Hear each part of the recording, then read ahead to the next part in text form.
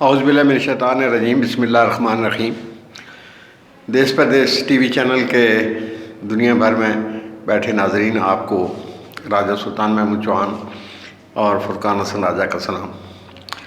ناظرین، آج میری کہانی کا عنوان ہے محترمہ بے نظیر بھٹو کی بے نظیر ساتھی محترمہ فرزانہ راجہ۔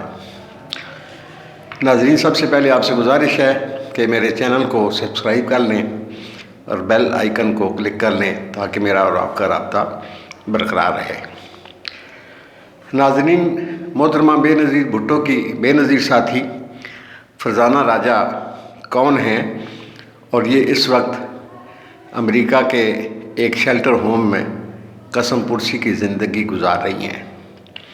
یہ زندگی کے نشیب و فراز کی ایک کہانی ہے اور یہ پاکستان کے خواتین و حضرات کے لیے ایک مشعل راہ ہے۔ ناظرین، محترمہ فرزانہ راجہ تحصیل گجر خان کے گاؤں چک راجگان یونین کونسل کونتریلا میں ایک متوسط راجپوت گھرانے میں پیدا ہوئی۔ ابتدائی تعلیم اپنے گاؤں سے حاصل کی۔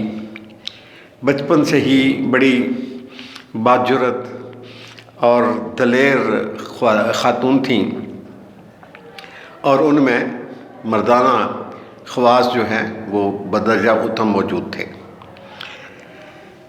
کرکٹ، ہاکی، فٹ بال جیسے مردانہ کھیلوں میں دلچسپی رکھتی تھیں۔ ابتدائی تعلیم مکمل کرنے کے بعد وقار النساء گرلز کالج راولپنڈی سے گریجویشن مکمل کی اور پرنٹنگ اور پبلشنگ کے کاروبار سے اپنی عملی زندگی اور پیپلز پارٹی کے پلیٹ فارم سے سیاست کا آغاز کیا۔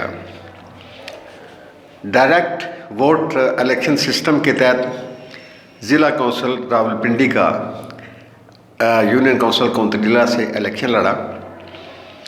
اگرچہ فرزانہ راجہ الیکشن ہار گئی لیکن وہ پیپلز پارٹی تحصیل گجر خان کی قیادت کا حصہ بن گئیں۔ 2002 کے عام انتخابات کے بعد وہ پیپلز پارٹی کے ٹکٹ پر خواتین کی مخصوص نشست پر پنجاب اسمبلی کی ممبر منتخب ہوئیں۔ اس کے علاوہ وہ ایک NGO بھی چلاتی تھیں جس کی وجہ سے وہ گراس روٹ لیول تک عوام اور بالخصوص خواتین کے مسائل سے بخوبی واقف تھیں۔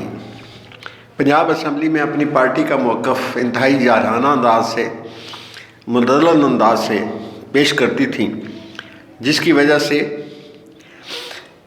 سرکاری بینچوں کی جانب سے انہیں ہراساں بھی کیا جاتا تھا۔ 2008 میں جب پاکستان پیپلز پارٹی کی حکومت وفاق میں بنی تو انہیں خواتین کی مخصوص نشست پر MNA بنا دیا گیا۔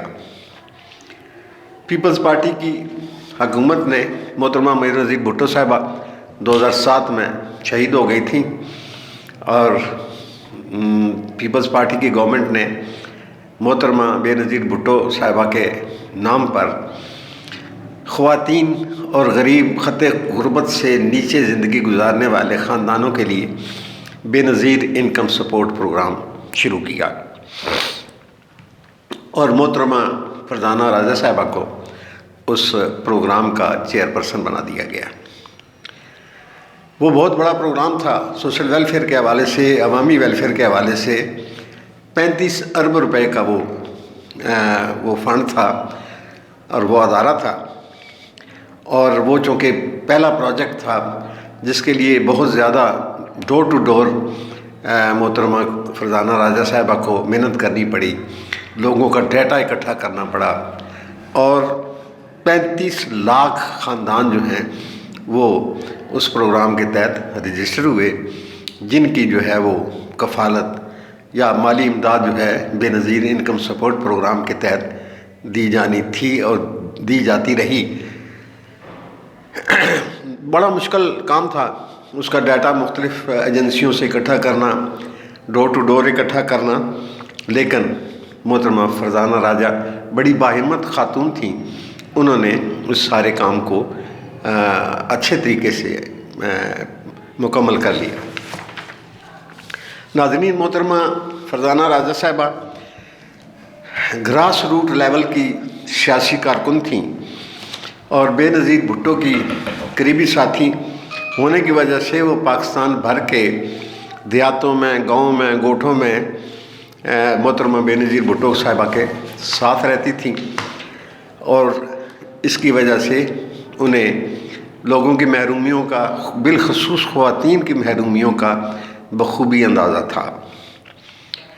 اور بے نظیر انکم سپورٹ پروگرام جو ہے اس کے پلیٹ فارم سے انہیں مزید جو ہے خواتین کی محرومیوں کا علم ہوا، اور اس سے وہ انسپائر ہو کر انہوں نے خواتین کے حقوق کے لیے، خواتین کو ایمپاور کرنے کے لیے ایک کتاب لکھنے کا فیصلہ کیا، اور اس کا کتاب کا عنوان تھا ایمپاورمنٹ آف ویمن۔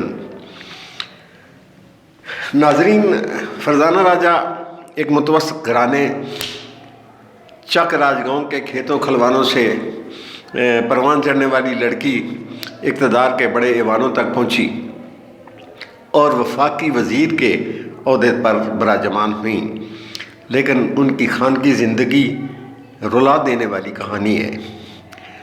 فرزانہ راجہ کی پہلی شادی سندھ کے ایک وڈیرے پیر مکرم شاہ صاحب سے ہوئی، جن سے ان کا ایک بیٹا اور ایک بیٹی ہے۔